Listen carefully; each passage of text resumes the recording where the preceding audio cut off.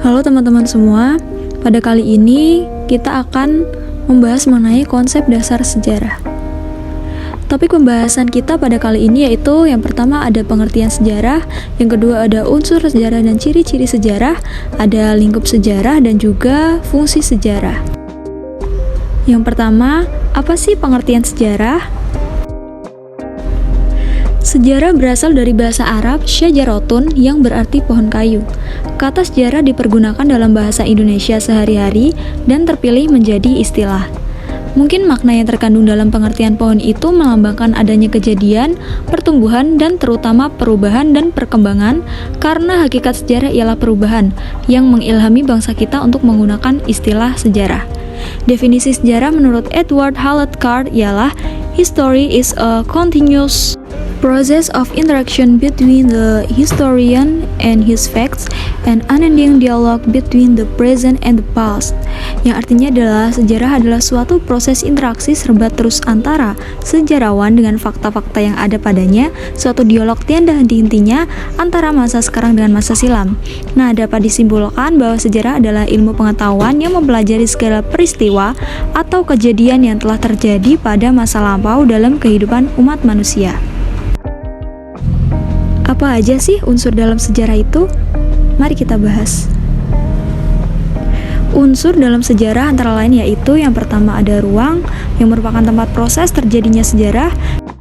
Yang kedua ada waktu, yang merupakan unsur yang sangat penting dalam sejarah karena membahas aktivitas manusia dalam kurun waktu tertentu. Yang ketiga ada manusia, yang merupakan pelaku utama dalam sejarah. Sejarah juga memiliki ciri-ciri sebagai berikut. Yang pertama, sejarah merupakan peristiwa penting karena berpengaruh terhadap kehidupan di masa sekarang.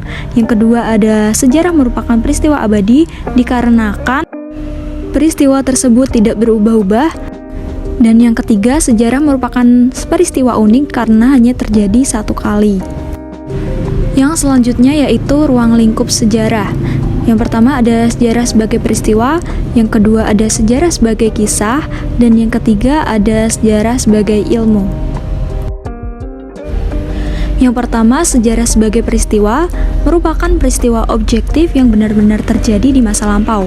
Yang kedua, sejarah sebagai kisah, maksudnya sejarah merupakan rekonstruksi peristiwa yang dituliskan atau diceritakan oleh seseorang, baik dalam bentuk tulisan atau lisan. Yang ketiga, sejarah sebagai ilmu, merupakan ilmu pengetahuan ilmiah yang memiliki seperangkat metode dan teori dari peristiwa masa lampau. Yang keempat, sejarah sebagai seni merupakan penulisan sejarah secara menarik dan baik mengenai peristiwa masa lalu. Oke, next mengenai fungsi sejarah. Sejarah memiliki fungsi yang pertama, fungsi inspiratif yang di dalamnya memiliki pesan moral bagi manusia sekarang.